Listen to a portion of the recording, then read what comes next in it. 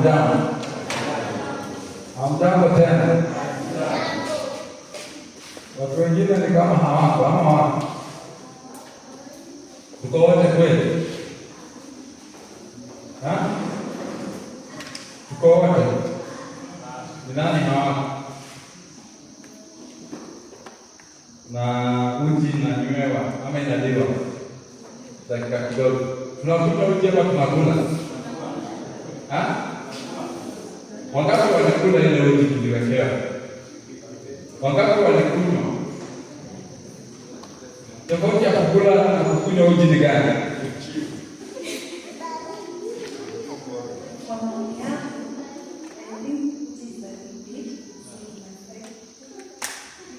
Nasema kumeza.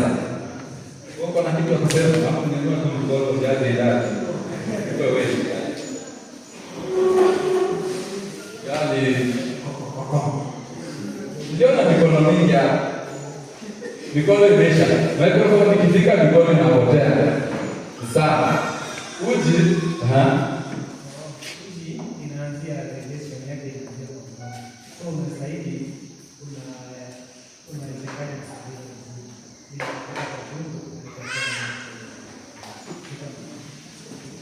umesikia? Sema digestion ya uji inaanzia wapi? Digestion ya carbohydrates inaanzia wapi? Kwa mdomo. Na kama inaanzia kwa mdomo, kwenye mdomo kuna mate ambayo ina enzymes. Hiyo enzyme ndio inasaidia ku break down carbohydrate ambayo ni complex sugar. Haiwezi kuingia kwa damu ikiwa carbohydrate. Lazima iendago process ya digestion, isiagwe, ifike kwa tumbo, iendelee ikuwe simple sugar kama glucose, kisha ingie kwa damu. Sasa unapokunywa uji, kwa hiyo tunapaswa kupata nini?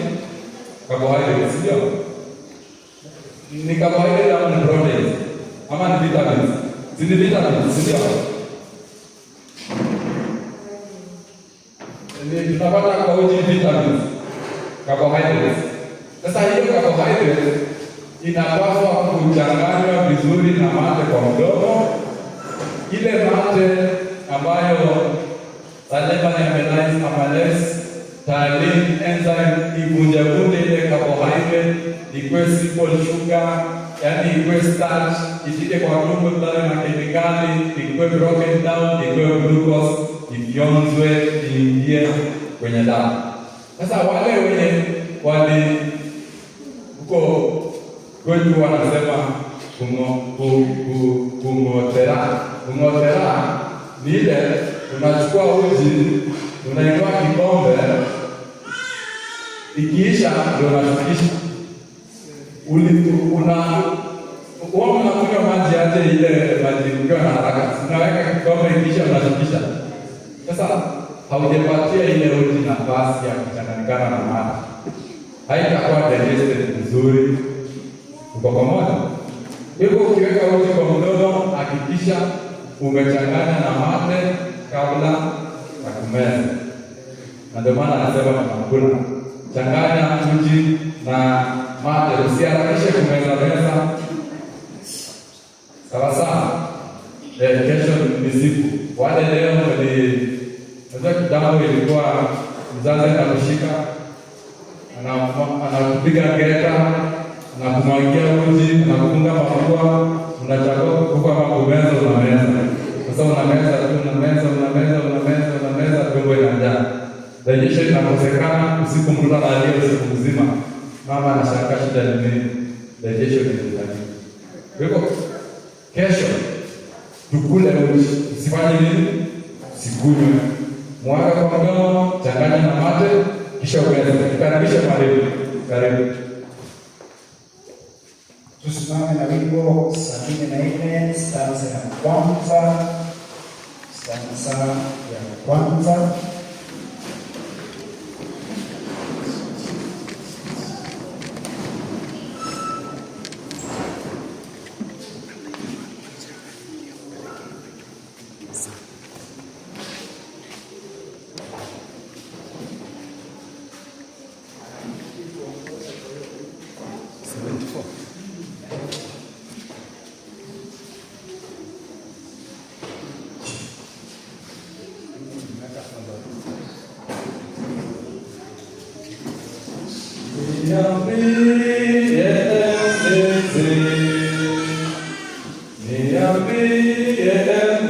Na hakuna watu kutoka nyuma, tunaenda wote na msitangulie, tunangojana. Niambie mlinzi, niambie mlinzi, umepanda shukrani, utukufu wa Sayuni, wanadamu zake.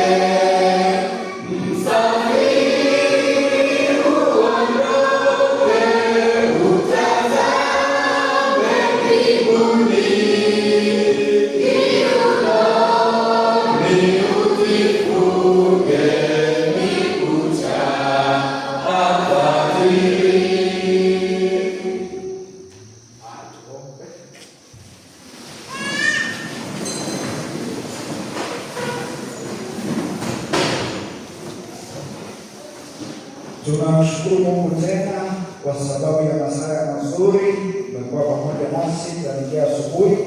Katika mafundisho yote umekuwa ukizungumza pamoja nasi.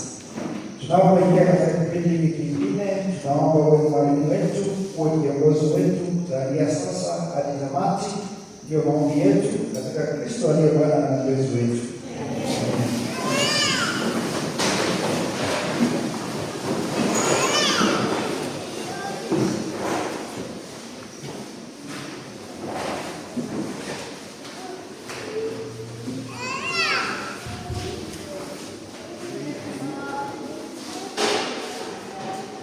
Wanaopendwa na Kristo, hamjambo?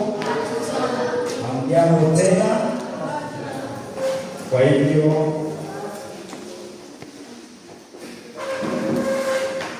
tunashukuru Mungu tena kwa ajili ya nafasi nzuri ameweza kutuongoza tukakutana kwa makambi mengine kama haya, na tunashukuru pia nyinyi kwa kukuja kwa ajili ya kujifundisha neno la Mungu, na zaidi ya yote kujiandaa kwa ajili ya ujio wa Yesu mara ya pili. Ninayezungumza hapa ninaitwa mtumishi Bernard Koech, wale ambao hawanijui, kutoka sehemu za Kericho. Kwa hivyo tunashukuru Mungu kuwa katika sehemu hii kwa ajili ya kuandaa mioyo yetu kwa ajili ya kumpokea Yesu. Tutaingia katika kipindi cha unabii wa Biblia. Theme yetu ya makambi tumesema ni nini? Revive us again. Tuishe tena. Revive us again. Tukisema again tunamaanisha nini? Tena. Tulikuwa tumeinuka, lakini kuna nini ilifanyika tena? Mauti. Kuna ulegevu ulionekana. Kwa hivyo tunasema tungeomba Mungu aweze kutufanyia nini tena? Kutuisha tena. Na utakuja kugundua ya kwamba katika mafundisho ambayo tutafundisha wiki hii, tutajaribu kurudi tena katika ile mafundisho ya mwanzo. Kwa ufupi, tutajaribu kufundisha ile mafundisho, kwa lugha nyingine tutaita ni maziwa. Kwa lugha nyingine tutasema ni mafundisho nyepesi kwanza, ili tuanze tena tunapoenda kiwango kingine. Kwa hivyo najua wengi wetu pia hapa ni wageni, wamekuja mara ya kwanza, ama walikuwa katika madhehebu fulani wamekuja. Kwa hivyo tutaanza katika ile level ambayo tunasema ni basic kwa kujifundisha mambo ya unabii. Kwa hivyo leo tutaingia katika kitabu cha Danieli 2, na muda ikiweza pia tunaingia katika Danieli 7. Kwa hivyo tunaenda kujifundisha unabii wa Biblia haswa kutoka kwa Danieli 2 na pia Danieli 7 katika siku ya leo. Kwa hivyo ni vizuri pia tujifundishe unabii ni nini. Unabii, Biblia imetumia jina fulani katika kitabu cha Petero wa pili. Sijui msomaji kama yuko, kitabu cha Petero wa pili sura ya kwanza mstari wa 19 inafafanua unabii imefananishwa na jambo gani. Yaani kanisa liko na mafundisho mengi na mojawapo ni unabii, na unabii imeitwa jambo fulani katika kitabu cha Petro wa pili sura yake ya kwanza mstari wake ni wa 19. Msomaji, inasema nasi tuna lile neno la unabii, sisi tuko na neno la unabii lililo imara. Ati neno la unabii ni nini? Lililo imara zaidi, iko imara zaidi, ambalo mkiliangalia kama taa inayo mahali penye giza. Mkiliangalia imefananishwa na taa, unabii imefananishwa na taa ambayo inang'aa mahali pana nini? Giza.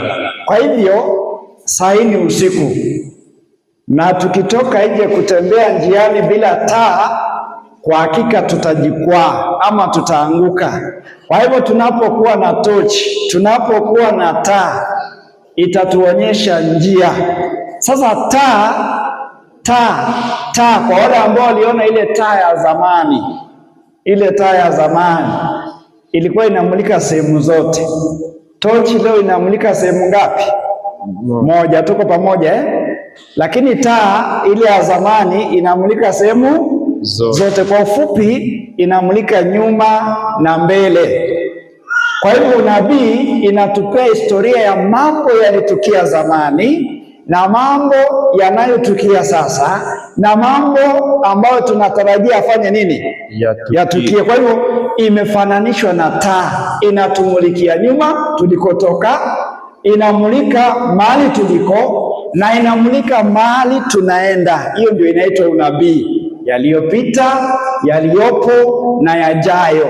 Ndio maana Biblia inasema tuko na lile neno la unabii lililo imara zaidi, ambalo mkiliangalia ni kama taa. Endelea msomaji. Inaendelea ikisema, naam, nanyi mwafanya vema. Kama mtaangalia kuchunguza unabii, mtakuwa mkifanya vizuri, mtakuwa mkifanya vyema. Ndio maana tuko katika makambi haya kuangalia ili tufanye vyema. Endelea. Mpaka kutakapopambazuka, mpaka wakati kutakapopambazuka na nyota ya asubuhi kuzuka mioyoni mwenu. Asante. Hiyo ndio unabii ambao tunajifundisha. Mstari wa 20 msomaji. Inasema mkijua neno hili kwanza. Sasa hii ndio kitu ambao tunafaa kujua, watu wa Mungu. Baada ya kujua unabii ni taa, sasa hii ndio kitu kingine tunafaa kujua, ya kwamba mkijua neno hili kwanza, ya kwamba hakuna unabii katika maandiko upatao kufasiriwa. Hakuna unabii ambao tutaenda kujifundisha leo na katika wiki nzima ambayo inaweza kutafsiriwa kama apendavyo mtu fulani. Yaani ina maana ya kwamba kuna watu wengi na dhehebu nyingi wameweza kutafsiri unabii tofauti.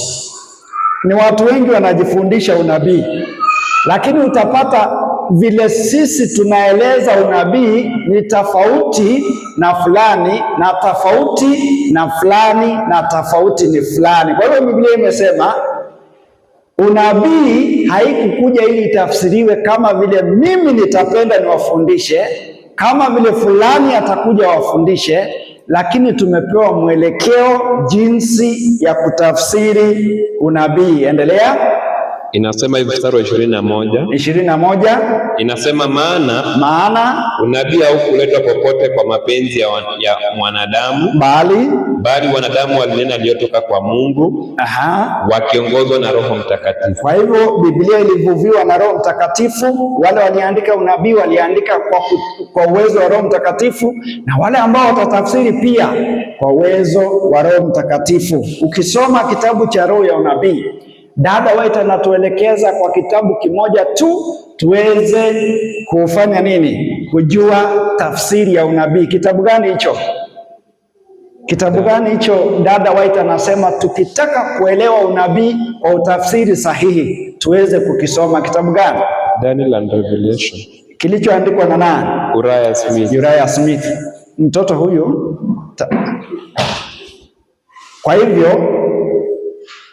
Kwa hivyo tumeambiwa tafsiri nzuri.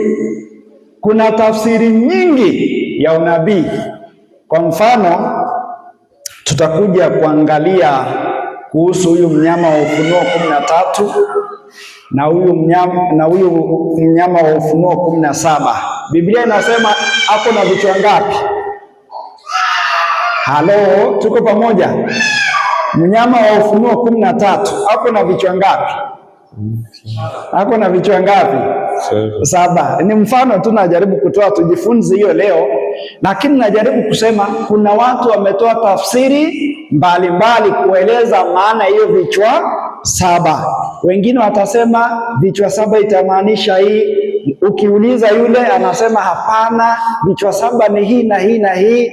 Ukiuliza huyu, kila mtu ako na version yake. Kwa hivyo tunajaribu kusema ya kwamba ikiwa tutahitaji kupeana interpretation nzuri, tafsiri sahihi ya unabii, ni lazima turejee katika hiyo kitabu ambacho tumeelezwa. Kwa hivyo tutakuja kusoma zaidi, lakini leo wacha tuingie kitabu cha Danieli 2. Kabla ya hapo, soma Ufunuo 1:1 mpaka 3, alafu tuende kitabu cha Danieli sura yake ya 2. Kwa sababu ya muda hatutaongea mambo mengi sana, lakini tunataka kupata the overview ama ufupi tu wa kinachojiri. Soma msomaji. Ufunuo 1:1 inasema hivi, Revelation chapter 1 and verse 1 to 3.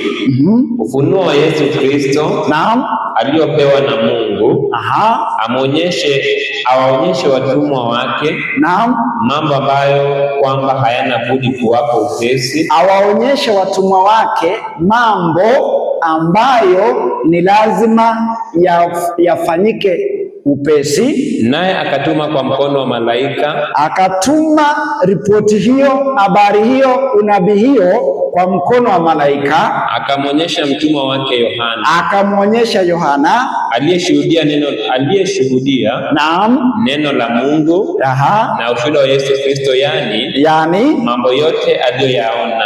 Endelea. Heri asomaye na heri wao wasikiao maneno ya unabii huu. Heri wale ambao wanasikia maneno ya unabii huu na kuyashika. Heri asomaye na afanyaye nini? Heri asomaye na wasikiao maneno ya unabii huu. So wamebarikiwa wale ambao wanafanya nini? Wanasoma. Na wale wasikiaye. Kwa sababu gani?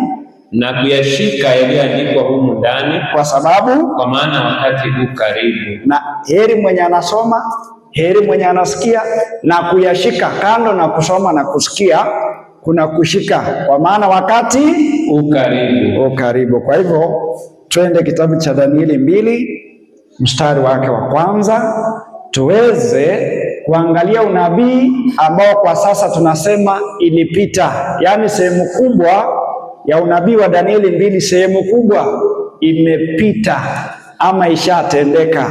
Kitabu cha Danieli 2:1, msomaji. Inasema, hata katika mwaka wa pili wa kumiliki kwake Nebukadreza. Hata katika mwaka wa kumiliki kwake huyu mfalme Nebukadneza. Nebukadneza aliota ndoto na roho yake ikafadhaika, usingizi wake ukamwacha. Nebukadneza kama mtu mwingine akalala, akaota, usingizi wake ukamwacha.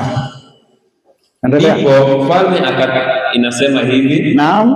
Ndipo mfalme akatoa amri huyu mfalme Nebukadneza kuwaita waganga na wachawi. Akaita waganga, akaita wachawi na wasiri, akaita wasihiri na wakaldayo, akaita wakaldayo, wapate kumweleza mfalme ndoto zake. Yaani mfalme ameita waganga, wachawi, wasihiri waweze kumweleza mfalme ndoto yake. Basi wakaingia wakasimama mbele ya mfalme. Wachawi waganga wakakuja wakasimama mbele ya mfalme Nebukadneza.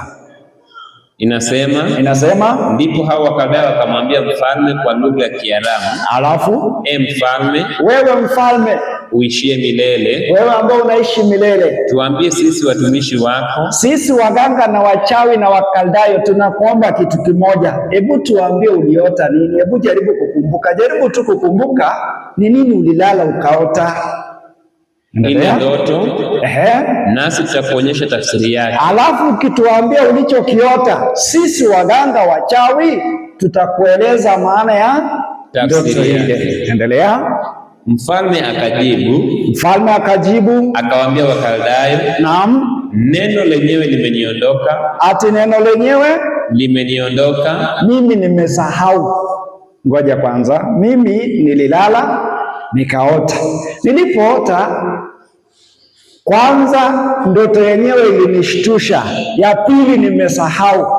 Na kwa sababu nyinyi ni waganga kweli na wachawi, si mko na uwezo wa kufanya nini? Ya kugangua. Si kazi ya uganga ni kufanya nini?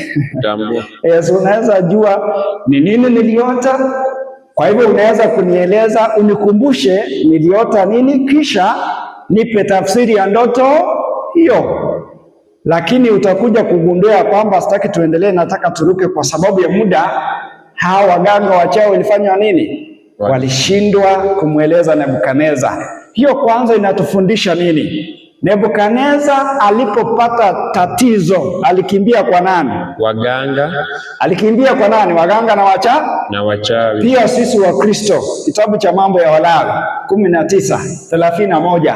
Pia sisi wa Kristo wakati mwingine tunaweza kukumbwa na shida fulani. Unakimbilia nani kwanza? Je, tunaweza kumwelewa Nebukadneza? Hakuwa ni Mkristo. Tunaweza kumwelewa? Hakuwa ni Mkristo.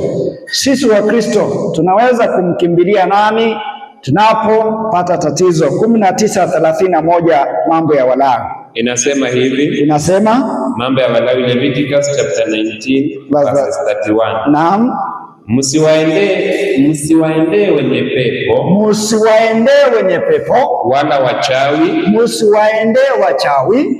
wala inasema msiwaendee wenye pepo, wala wachawi, msiwatafute ili kutiwa unajisi na wao. Msiwaendee waganga wachawi mutiwe unajisi wao. Mimi ndimi Bwana Mungu wenu. Kwa sababu mimi peke yangu, mimi ni Mungu Bwana wenu. Kwa hivyo Mungu akasema msiendee waganga, msiendee wachawi. Isaia 8:19, msiendee waganga, msiendee wachawi. Lakini Nebukadneza akatafuta waganga. Nebukadneza ametafuta wachawi kwa sababu ya tatizo ambalo limemkumba. 8:19 Isaia inasema hivi. Isaiah chapter 8 and verse 19. Naam. Na wakati watakapokuambia tafuta habari kwa watu wenye pepo, twende tutafute fulani, huwa anaombeaga watu wanapona. Akiombea watu, kama wewe ni mgonjwa, ukienda kwake atakuombea utapona. Kama umekosa kazi, ataenda atakuombea utapona. Hapa Mosoria atako wapi? Ako kona ile. Mwingine anaomba ako wapi? Ako kona ile. Wakati watakapokuambia tafuta habari kwa nani, msomaji? Watakapokuambia tafuta habari kwa watu wenye pepo, alafu na kwa wachawi waliao kama ndege, alafu na kung'ong'ona. Je, haiwapasi watu kutafuta habari kwa Mungu wao? Je, haitupasi watu wa Mungu kutafuta habari kwa Mungu wao? Sisi tuko na Mungu, kwa nini tunageuka? Sisi tuko na Mungu, kwa nini tugeuke? Lakini nimesema tunaweza kumwelewa Nebukadneza, hakuwa Mkristo. Ndio maana yeye akatafuta waganga, wachawi, Wakaldayo, wasihiri na wenye hekima wa Babeli. Wakakuja mbele ya mfalme. Mfalme akawaambia, niliota, ilinisumbua, nimesahau. Munieleze, munipe tafsiri yake. Waganga, wachawi wakasema tueleze ndoto, tutakupa tafsiri. Mfalme akasema hapana, kwanza hata hivyo nimesahau, na msiponijibu nitawaangamiza wote. Kwa hivyo sheria ya mfalme ni kwamba msipojibu, msiponipa ndoto, na ya pili msiponipa tafsiri yake, mtachomwa, mtaangamizwa, mtawawa. Kwa hivyo amri ikatolewa. Ukiendelea kusoma Danieli 2, tumerudi Danieli 2, amri ikatolewa, wachawi wote wawawe, waganga wote wawawe, wakaldayo wote wawawe, wasihiri wote wawawe, na wenye hekima wote wa Babeli waweze kuwawa. Kwa hivyo kuna mtu mmoja alipewa kazi ya kuua. Alikuwa anaitwa nani? Arioko. Alikuwa anaitwa Ariok akaambiwa, kazi yako, hawa wameshindwa kunieleza ndoto na tafsiri yake, wanakula mshahara Babeli hii, wanakula chakula Babeli hii, wanalala Babeli hii, wameajiriwa Babeli hii, lakini kazi yao hawafanyi. Kwa hivyo enda waangamize. Kwa hivyo Arioko akaenda akaanza na wenye hekima wa Babeli, ambaye mmoja wao alikuwa ni Danieli. Danieli ijapokuwa hakuitwa katika hiyo hall, lakini mfalme alikasirikia wale walioko na wale hawakuwepo. Mmoja wao akiwa nani? Danieli. Arioko akampata Danieli akamwambia, nimetumwa, mumeshindwa kumjibu mfalme swali lake, kwa hivyo mnapaswa kuuawa. Lakini Danieli akaomba nafasi, akasema, nipeleke mimi Danieli kwa mfalme nimwambie jambo. Mstari wa ngapi msomaji? Danieli 2:16 ama ngapi? 16. Inasema nini? Basi Danieli akaingia akamwomba mfalme. Basi Danieli akaingia kwa nyumba ya mfalme, akamwomba mfalme ampe muda. Ati akafanya nini? Akamwomba mfalme ampe muda. Akamwambia mfalme, tafadhali mfalme, sitisha kwanza mauaji, usiue mtu, nipe muda mimi, alafu kisha yeye atamwonyesha mfalme tafsiri ya na ukinipea muda nitarudi na nitakupa ndoto uliyoiota, nitakupa tafsiri ya ndoto hiyo. Endelea. Mungu inasema hivi katika mstari wa 17. Naam. Ndipo Danieli akaenda nyumbani kwake. Kwa hivyo Danieli akaenda nyumbani kwake, akakutana na marafiki zake Shadrach, Meshach, Abednego, wakamwomba Mungu wa mbinguni.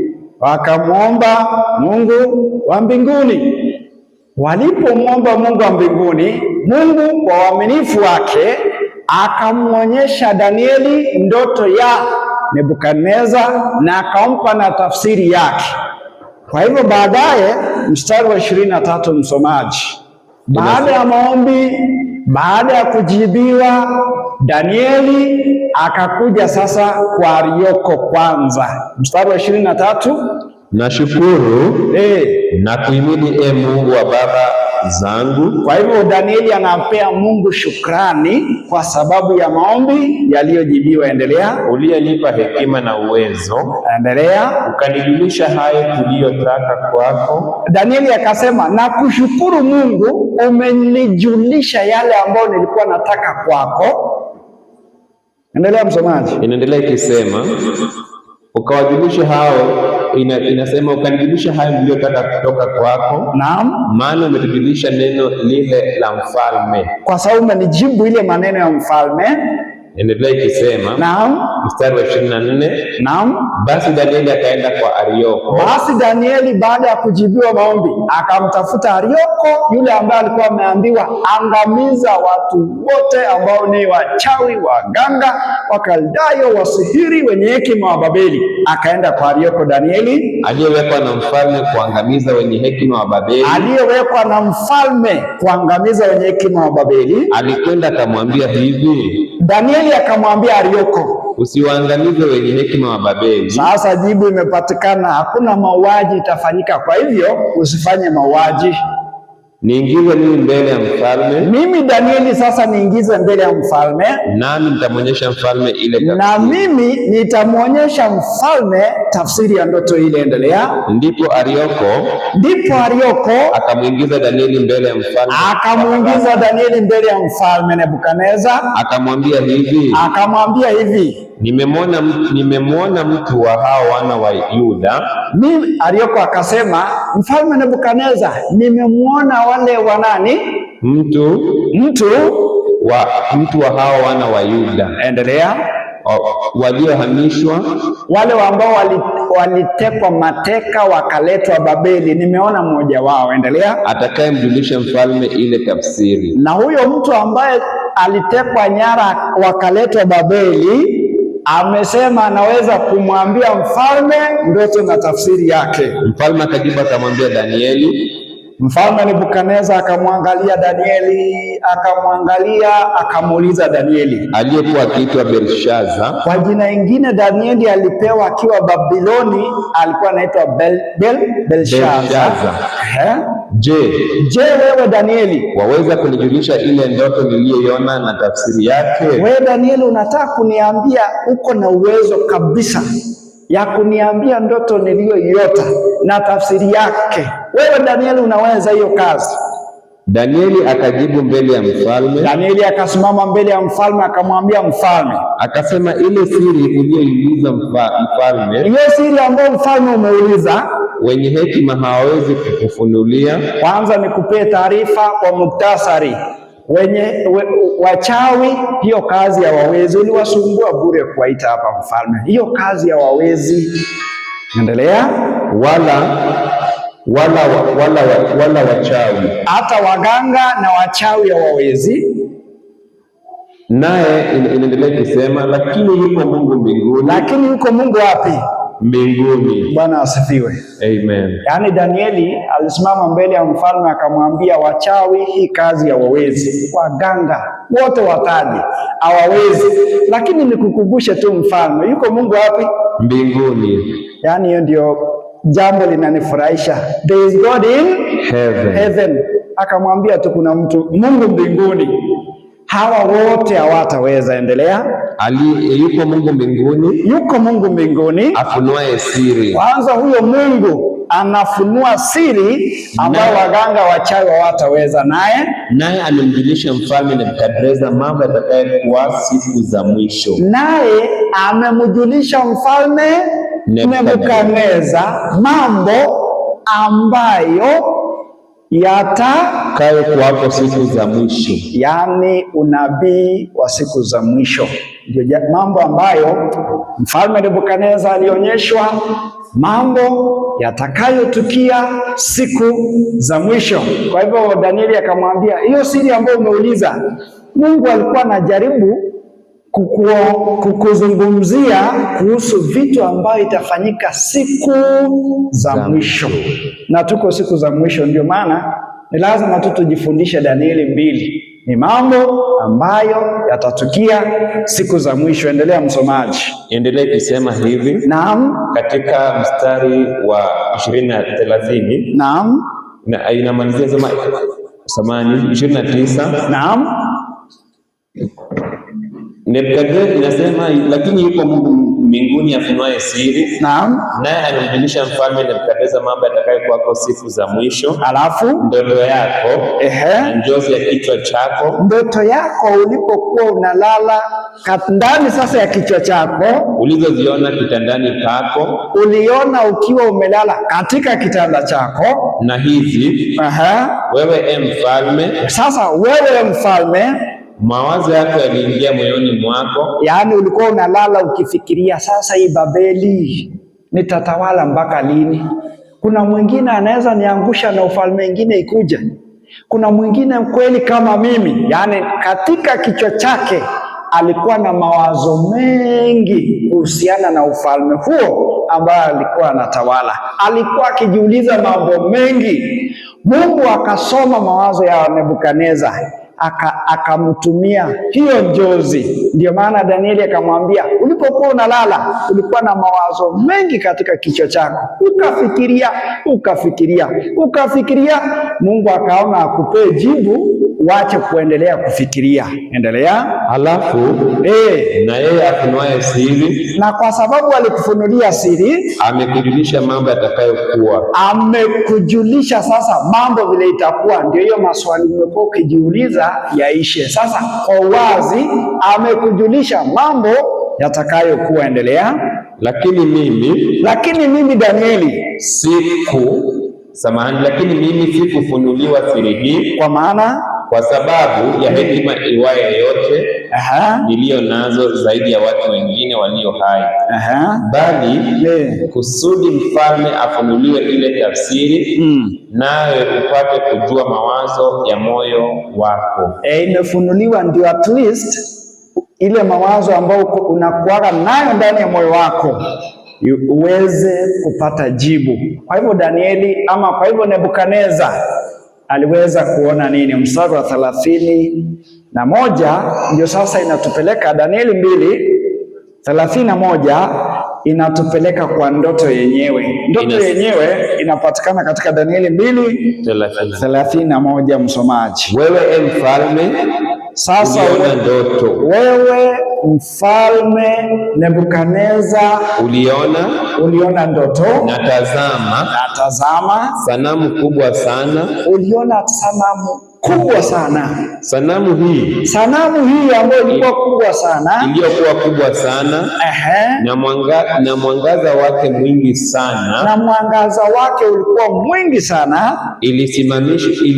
Ilisimama mbele yako. Hiyo sanamu ulipokuwa unaota ikasimama mbele yako, na umbo lake lilikuwa lenye kutisha. Na umbo lake vile ilikuwa inakaa ilikuwa inatisha, na ilikuwa na mwangaza mwingi. Endelea msomaji. Na sanamu hii kichwa chake kilikuwa ni kichwa cha dhahabu safi. Kichwa chake kilikuwa kimefanywa kwa madini ambayo inaitwa dhahabu safi. Alafu kifua chake na mikono yake ni ya fedha. Kifua chake na mikono yake ilikuwa imefanywa kwa dini ama madini inaitwa fedha. Tumbo lake na viuno vyake ni vya shaba. Kiuno yake na tumbo yake ni ya shaba ama ukipenda bronze. Na miguu yake ni ya chuma miguu yake ilikuwa imefanywa kwa chuma. Na nyayo za miguu yake nusu chuma na nusu udongo. Nyayo za miguu yake sehemu nyingine ilikuwa imechanganywa udongo na chuma. Alafu nawe ukatazama hata jiwe likachongwa bila kazi ya mikono. Ukatazama ukaona jiwe limechongwa bila kazi ya mkono.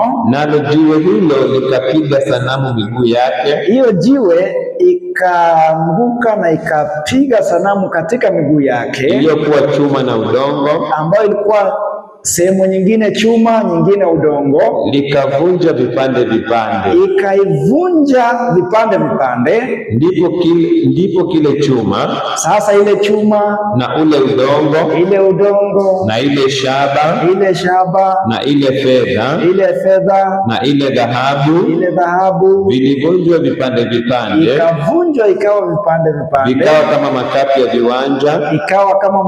makapi ya viwanja, na vya kupepeta wakati wa hari. Alafu upepo ukapeperusha hata pasionekane mahala pake. Baada ya kuvunjwa hivi vyote, upepo ikaipeperusha, haikuonekana tena. Na lile jiwe lililopiga hiyo sanamu likawa mlima mkubwa sana. Hii jiwe ambayo ilipiga sanamu ikawa mkubwa, ikawa mlima sana, ikaijaza dunia yote.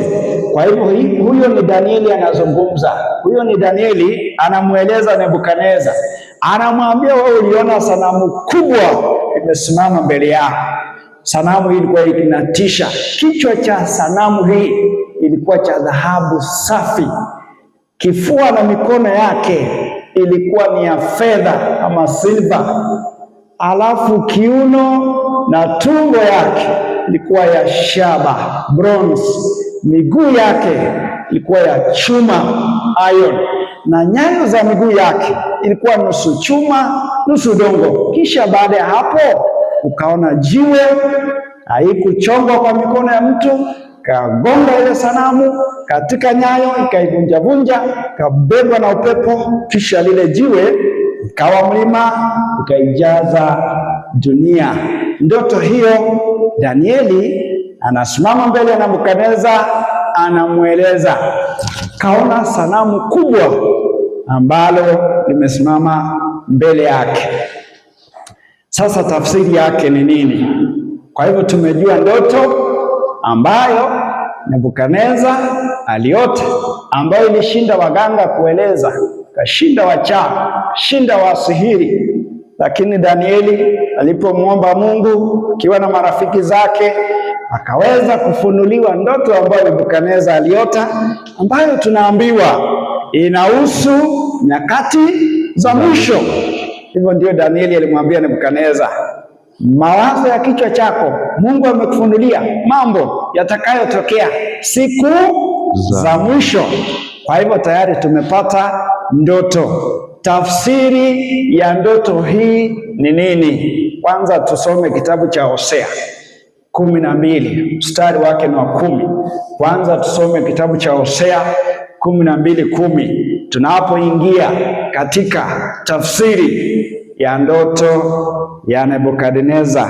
Msomaji. Inasema hivi, Hosea 12 mstari wa 10. Tena Mungu anasema tena, nimenena na manabii kama Isaia, kama Yeremia, kama Danieli na manabii wale wengine. Mungu amesema mimi nimenena na manabii, nami nimeongeza maono. Lakini pia ninapoongea na manabii nimeongeza visions, ninaongeza maono. Kwa utumishi wa manabii nimetumia mifano. Na kwa utumishi wa manabii nimetumia mifano. Kwa hivyo Mungu alitumia mfano. Kwa hivyo hizi ni mfano. Hizi ni mifano. Mifano hii kichwa kuna kitu inaashiria. Kwa hivyo ni mfano tu ya kusimamia jambo fulani. Kifua na mikono ni mfano wa kumaanisha kitu fulani. Kwa hivyo Mungu anasema nimenena na manabii, lakini kwa utumishi wa manabii nimetumia mfano. Kwa hivyo tunataka kuchambua tujue mifano hii inaweza kuwa inamaanisha nini. Na zaidi ya hapo, Mungu aliamua kutumia sanamu. Kwa sababu gani? Nebukadneza alikuwa anaabudu sanamu. Mungu akatumia mfano wa sanamu. Kwa nini? Kama Mungu angetumia kitu kingine kwa Nebukadneza, hata angeita waganga na wachawi. Angesema hiyo ni ndoto tu, niliota tu ikaisha. Lakini Mungu akatumia kile kitu. Nebukadneza anasema huyu ndio Mungu wangu. Unajua Nebukadneza alikuwa anaabudu nini? Sanamu. Na alikuwa anainamia sanamu. Ndio maana unapoenda chapter 3, Nebukadneza anatengeneza nini? Sanamu. Urefu wake, upana wake, na anasema kila mtu aabudu nini? Sanamu. Na yule ambaye hataabudu atafanyiwa nini? Atatupwa katika tanuru ya nini? Sasa unaona huyu Nebukadneza ni muabudu nini? Sanamu. Kwa hivyo Mungu anapotumia sanamu, kwanza itamshtua Nebukadneza. Atajiuliza, niliona Mungu katika ndoto. Na sijui Mungu alikuwa anataka kuniambia nini. Kwa hivyo nyinyi wachawi waganga mkuje mniambie Mungu anajaribu kuniambia nini. Niliona Mungu katika ndoto. Kwa hivyo kwa Nebukadneza sanamu ni Mungu wake. Kwa Nebukadneza. Ndio maana Danieli 2 imetumia sanamu. Kwa sababu Nebukadneza ni muabudu sanamu. Na kwa sababu ya kutumia sanamu katika ndoto, ingeamsha hisia zake. Hangenyamaza, angetaka kujua maana yake. Angetaka kujua Mungu anataka kusema nini na yeye. Kwa hivyo, jiwe maana yake nini? Huwa tunasoma katika Waefeso ngapi? 2:20. Waefeso 2:20.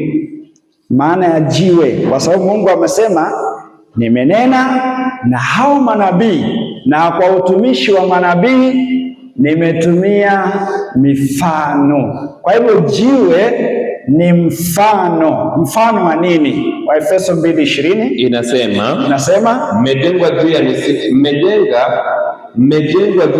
ya msingi wa mitume na manabii, na Yesu Kristo mwenyewe ni jiwe kuu la pembeni. Tumejengwa juu ya misingi ya mitume na manabii, lakini Yesu Kristo mwenyewe ndiwe jiwe kuu la pembeni. Hapo tunapata ya kwamba Yesu ni nani? Jiwe. Yesu ni jiwe. Hiyo ndio tunajaribu kumaanisha. Tunajaribu kumaanisha Yesu ndio jiwe. Kwa hivyo tunaposikia jiwe tunatambua ni ufalme wa nani? Wa Yesu. Ndio tafsiri ya jiwe hilo ambalo tunaona ilikuja ikapiga sanamu ile. Tafsiri ya kichwa cha dhahabu, tafsiri ya kichwa cha dhahabu ni hii. Kitabu cha Danieli 2:36 mpaka 38. Tafsiri ya kichwa cha dhahabu, maana ya the head of gold, the meaning of the head of gold, maana yake ni hii. Kitabu cha Danieli 2:36 tuweze kupata tafsiri ya kichwa cha dhahabu. Msomaji, hii ndio ile inasema, hii ndio ile ndoto. Danieli akasimama mbele ya mfalme akamwambia, sasa hiyo yenye nimekueleza ndio ndoto ambayo uliota, nasi tutahubiri tafsiri yake mbele ya mfalme. Na sisi tutahubiri tafsiri yake mbele ya mfalme. Wewe mfalme. Sasa wewe mfalme Nebukadneza, mfalme wa wafalme, wewe kwanza ni mfalme tena wa wafalme, na Mungu wa mbinguni amekupa ufalme. Na Mungu wa mbinguni Nebukadneza aliamua tu kukupa ufalme na uwezo, akakupea na uwezo na nguvu, akakupea na nguvu na utukufu, akakupea hata na utukufu, mfalme Nebukadneza, na kila mahali wakaapo wanadamu. Tena amekupea utawale sehemu yote mahali wanadamu wanakaa, wanyama wa kondeni, akakupea mahali kote mahali wanyama na ndege wanakaa. Amewatia mikononi mwako, wote ameweka tu wewe Nebukadneza uweze kuwatawala, naye amekumilikisha juu ya hao wote, amekupea uamiliki hao wote. Wewe ukichwa kile cha dhahabu. Wewe Nebukadneza, wewe ndio kile kichwa cha dhahabu. Sasa katika hiyo sanamu yote wewe ndio kichwa. Kwa hivyo tunapata katika mstari wa 38 Danieli anamwambia mfalme, sasa wewe kwa hiyo sanamu yote wewe ni nini? Kichwa cha dhahabu. Wewe ni kichwa cha dhahabu. Kwa ufupi alikuwa anamaanisha ufalme wako hii ambao unatawala imewakilishwa na kichwa. Na baada ya hii ufalme wako kuondoka, sasa endelea mstari wa 39.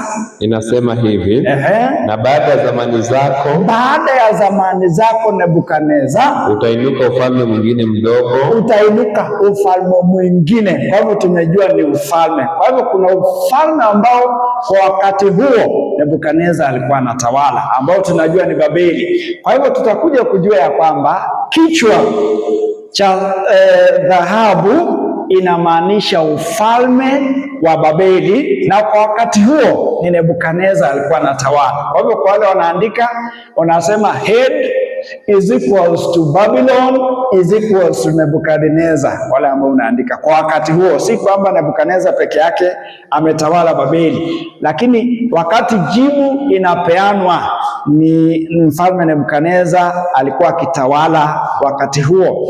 Na baada ya ufalme wako wa Babeli utainuka ufalme mwingine ambao umefananishwa na kifua na mikono ya sanamu ile. Endelea msomaji. Niendelee kusema, na baada ya zamani zako, baada ya wewe Nebukadneza, utainuka ufalme mwingine mdogo kuliko wewe. Utainuka ufalme mwingine ambao ni mdogo kuliko wa Babeli, na ufalme mwingine wa tatu wa shaba. Alafu baada hiyo ya pili utainuka ufalme mwingine wa tatu mfano wa shaba, utakaoitawala dunia yote, ambao itatawala dunia yote. na ufalme wa 4, na kutakuja tena na ufalme mwingine wa 4. Wachia pale msomaji. Kwa hivyo tayari tumejua hizi inasimamia falme, inasimamia kingdoms. Kuna falme ambayo imefananishwa na kichwa cha dhahabu. Kuna falme wa pili umefananishwa na kifua na mikono. Kuna ufalme wa tatu umefananishwa na kiuno na tumbo ya shaba, na kuna ufalme wa 4 ambao umefananishwa na chuma. Tayari tumepata kichwa, tumepata kujua ni Babeli, tumepata kujua ni mfalme Nebukadneza alikuwa anatawala.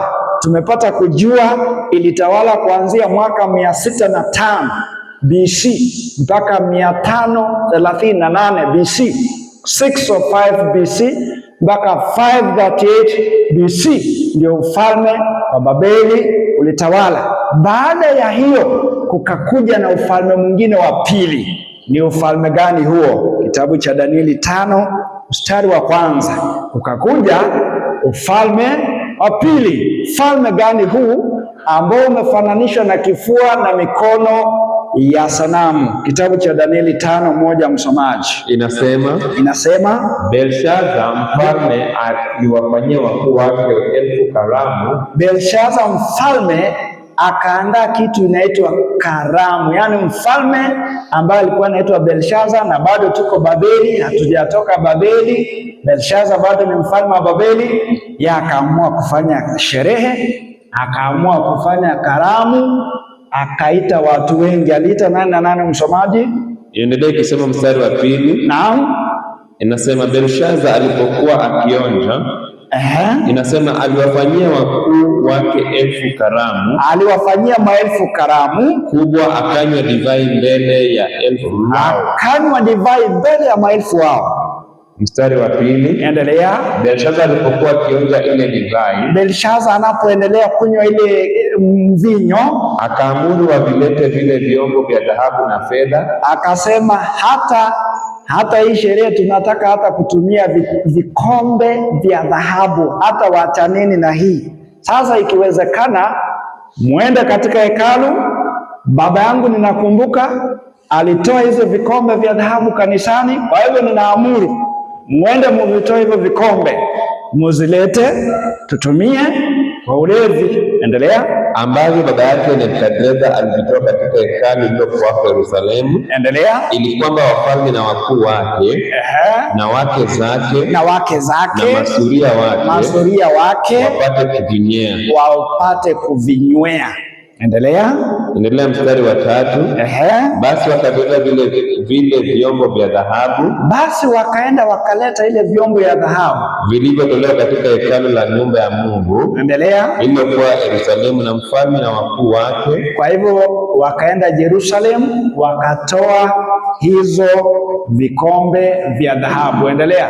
Na wenzake na masuria wake wakavinywea. Alafu wakanywa divai, wakasifu miungu ya dhahabu na fedha na shaba na ya chuma na ya mti na ya mawe. Endelea. Saa hiyo vikatokea vidole. Saa hiyo sasa, wanapoendelea na unywaji na ulevi na zile vikombe vya dhahabu, saa hiyo nini ikafanyika?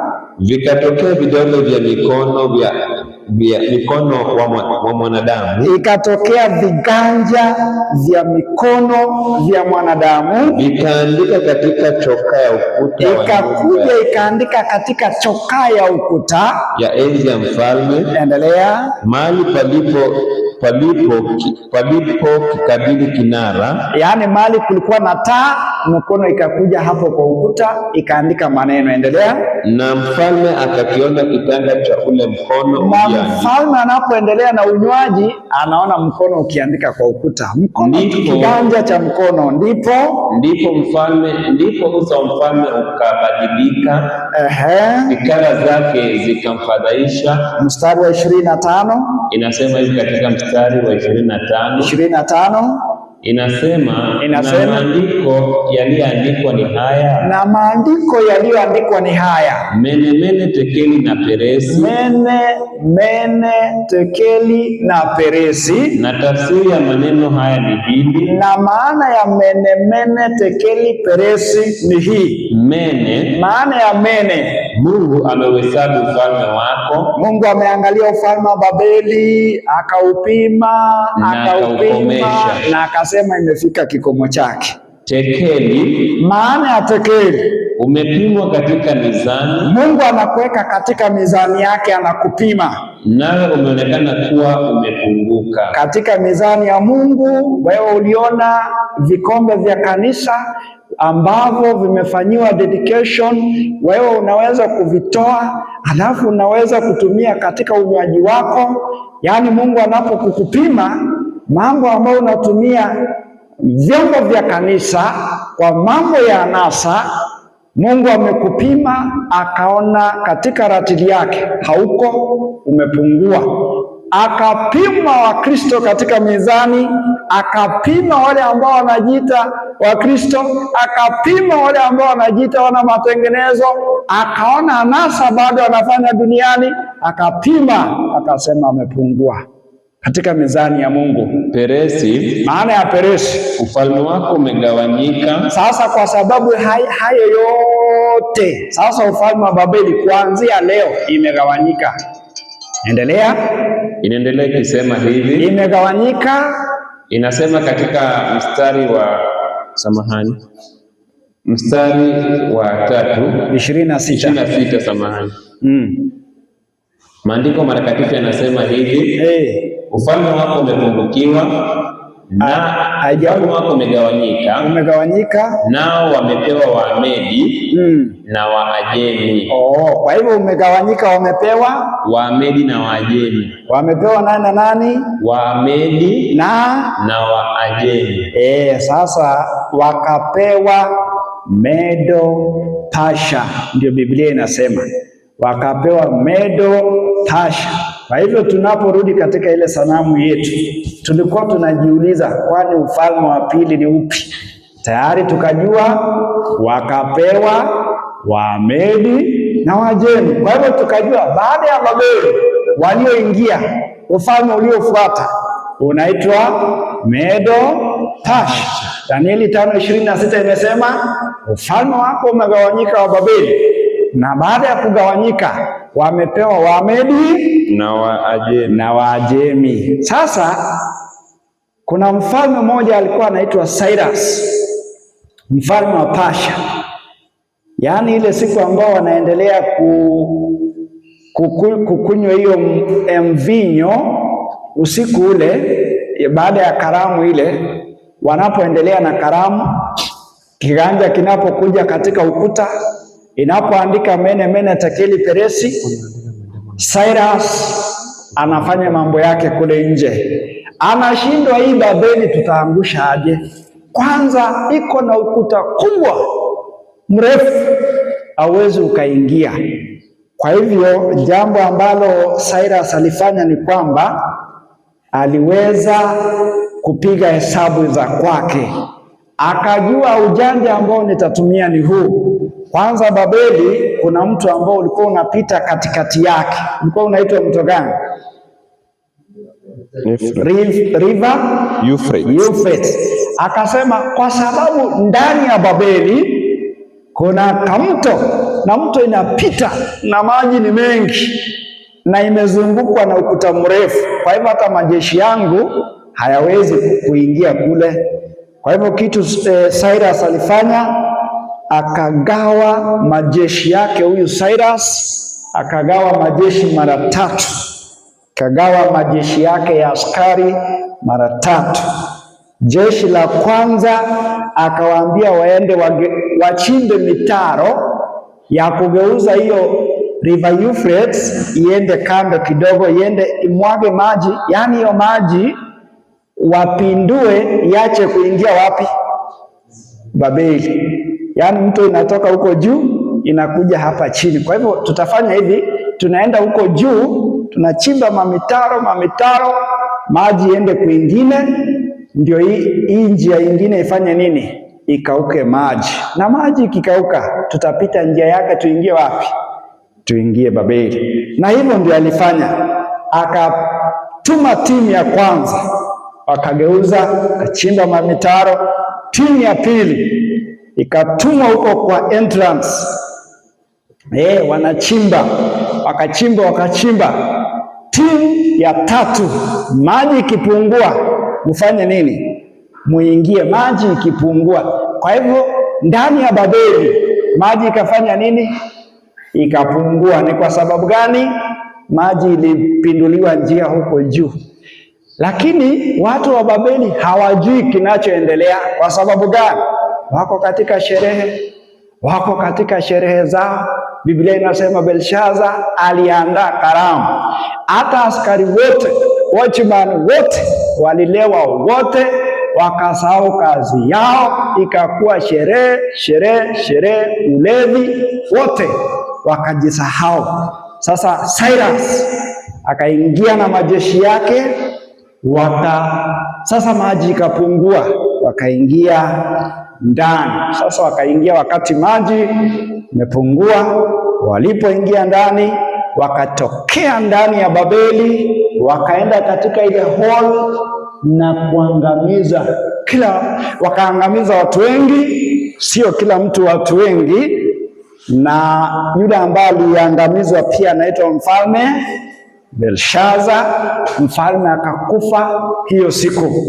Ndio maana Biblia inasema mene, ufalme wako umefika mwisho. Na ni kweli, hiyo siku, hiyo ufalme ilifika mwisho. Tekeli ulipimwa, kaonekana umepungua. Kisha Peresi, ufalme wako sasa imepewa Medo na Pasha. Usiku huo, mchana ilipofika, Cyrus akawa ndiye mfalme. Wale watu ambao walikuwa wanamilikiwa na mfalme Nebukadneza wakawa wanamilikiwa sasa na Medo Pasha. Na hivyo ndivyo ufalme wa pili ambao unafananishwa na kifua na mikono miwili ilivyoingia. Kwa hivyo mkono mmoja tunasema inawakilisha ufalme wa Medo, mkono ule mwingine wa kulia ni Pasha. Kwa hivyo sanamu hiyo inapokuwa na mikono miwili hivyo ni kwa sababu ya Biblia inasema nao wamepewa Wamedi na Waajemi. Ufalme wa pili huo. Tukaingia sasa katika ufalme wa tatu.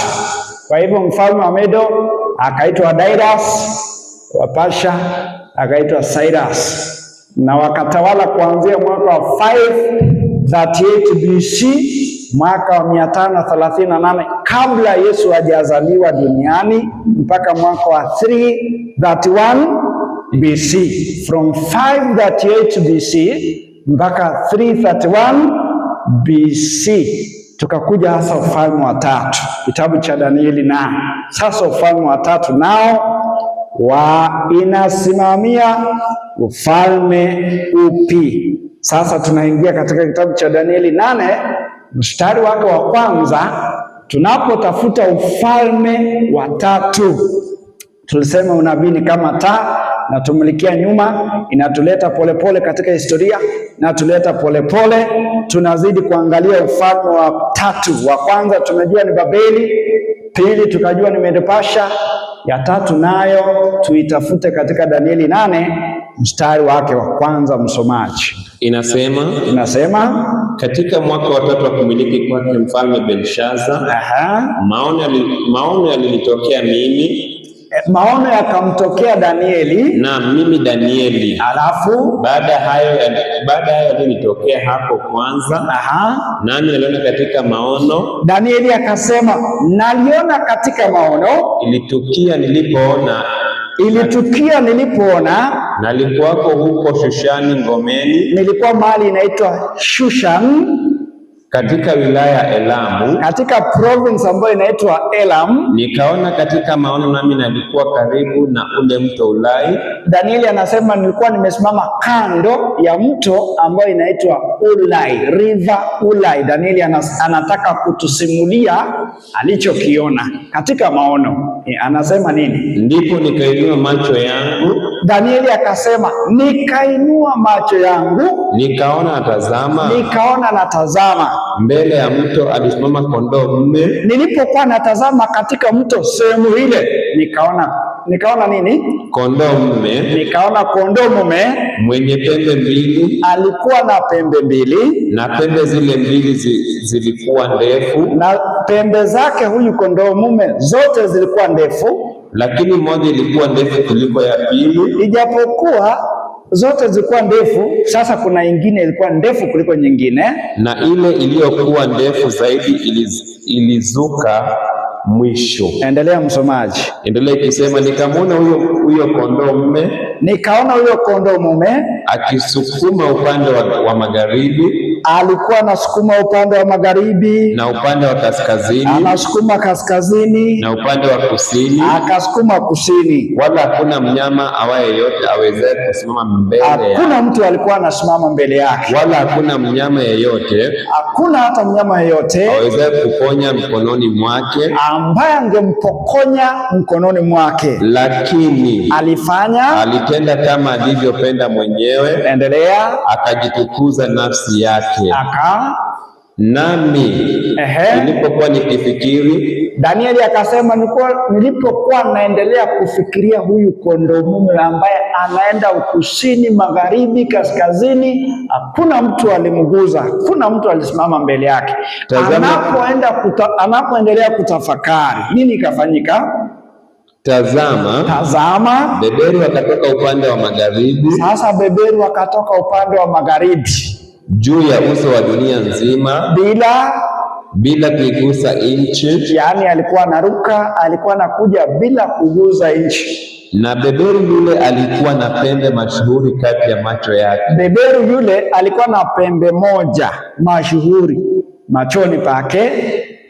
Endelea ikisema, naye akamwendea huyo kondoo mume. Sasa yule beberu akamwendea yule kondoo mume. Sasa hapa tunapewa kisa cha wanyama wawili, kondoo mume ambaye tunamuita nini kwa Kikalenjin?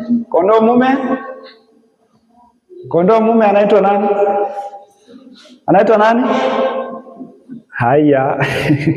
Unajua, tunapoendelea ni vizuri tujue wanyama hawa, tunafaa kuelewa zaidi. Anaitwa nani? Anaitwa Mengit, si ni kweli? Na beberu anaitwa Westa.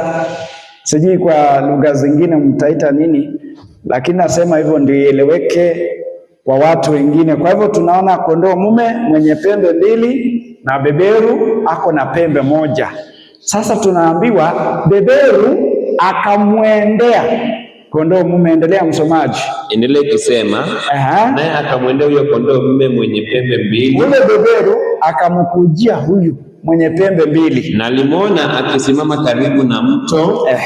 Akamshambulia kwa ghadhabu za nguvu zake. Kwa hivyo yule alikuwa anakuja kushambulia huyu kwa hasira nyingi. Endelea ikisema, nikamwona akimkaribia kondoo mume. Nikaona sasa ndio huyo amekaribia kondoo mume. Akamwonea hasira kali. Akampiga kondoo mume. Akamfanyia nini? Akazivunja pembe zake mbili. Akamgonga yule kondoo mume, akazivunja. Na huyo kondoo mume alikuwa hana nguvu. Na huyo kondoo mume hakuwa na nguvu tena mbele ya kazi yake. Alafu bali akamwangusha chini. Yule beberu akamwangusha huyu kondoo mume aliyekuwa na pembe mbili, akamwangusha chini, akamkanyaga,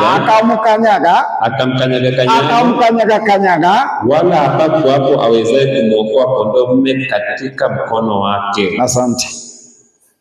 Kwa hivyo tunapewa kisa hicho, lakini Mungu amesema kwa utumishi wa manabii nimetumia mifano. Kwa utumishi wa manabii nimetumia mifano. Mstari wa 20 inasema hivi katika Danieli 8:20. inasema yule kondoo mume uliyemuona mwenye pembe mbili, aliyekuwa na pembe mbili, hizo ndizo wafalme wa Medi na Wajemi. Ati kondoo mume anasimamia wafalme wa Medi na Wajemi. Kwa hivyo huyu ni Medo-Pasha kwa ufupi. Huyu, kwa hiyo mambo yote tumezungumza, Mungu anajaribu kusema Medo-Pasha alipigwa na huyu. Huyu ni nani? Mstari wa 21 inasema hivi, na yule beberu mwenye manyoya mengi ni nani? Ni mfalme wa Yunani. Tukaenda Uyunani, tukaenda Greece. So kwa ufupi, unaposikia kondoo mume mwenye pembe mbili, kwa ufupi umeambiwa ni Medo-Pasha. Unaposikia beberu mwenye pembe moja, kwa ufupi umeambiwa ni Greece, ama kwa Kiswahili Uyunani. Kwa hivyo tunaporudi katika ile sanamu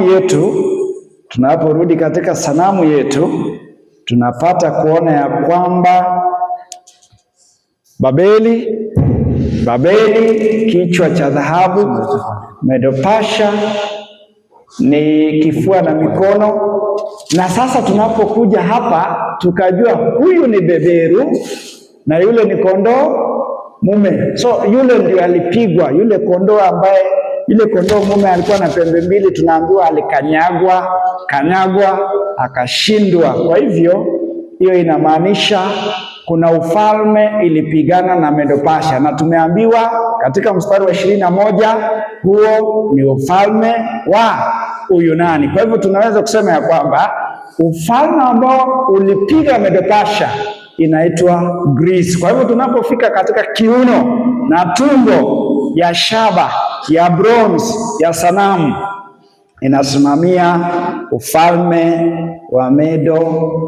wa Greece, inasimamia ufalme wa Greece. Na pembe moja ambayo ilizuka, hiyo pembe ambayo ilipiga yule mnyama mwingine inaitwa, ama ni mfalme wa kwanza wa Uyunani, anaitwa Alexander the Great. Kwa hivyo hiyo pembe moja ambayo ilizuka, hiyo pembe moja ni Alexander the Great, na ile pembe mbili, moja ni Cyrus, nyingine ni Darius na ufalme wao. Kwa hivyo mpaka hapo tumejua ufalme ambao ulifuata ni ufalme wa Greece.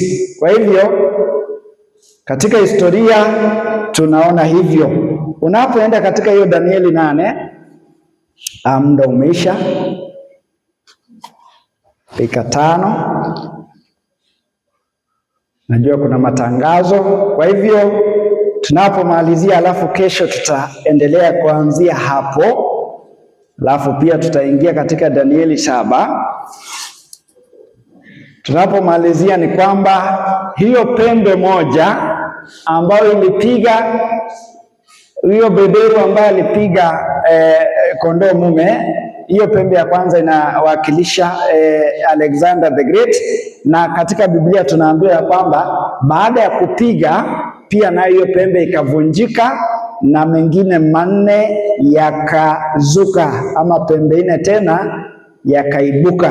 Kwa hivyo kesho tutakuja kuangalia hizo pembe 4 ziliibuka ni zipi na inasimamia nini, na tutaendelea kuanzia hapo, na nadhani tukitunza muda kuanzia kesho ili tupate muda mrefu wa kueleza itakuwa sawa. Kwa hivyo tukikula saa mapema kuanzia kesho, turudi mapema tupate muda mzuri wa kujifunza, itakuwa ni sawa. Kwa hivyo najua tutakuwa na maswali hata kuanzia kesho. Kwa hivyo utaandika tu swali lako, tutaweza kuuliza na tutaweza kujibu. Kwa hivyo mpaka hapo ningependa tuweze kusimama na wimbo katika nyimbo zetu za Kristo, nyimbo nambari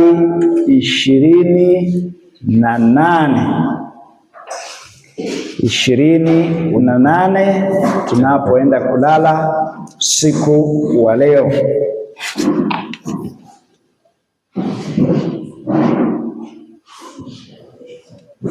nambari 28. Jina lake Yesu tamu. Jina lake Yesu tamu, lihifadhi moyoni, litakufariji ndugu, enda nalo popote. Jina la thamani, tumaini la dunia, jina la thamani tamu, furaha ya mbinguni. Jina la Yesu lafaa kama ngao vitani.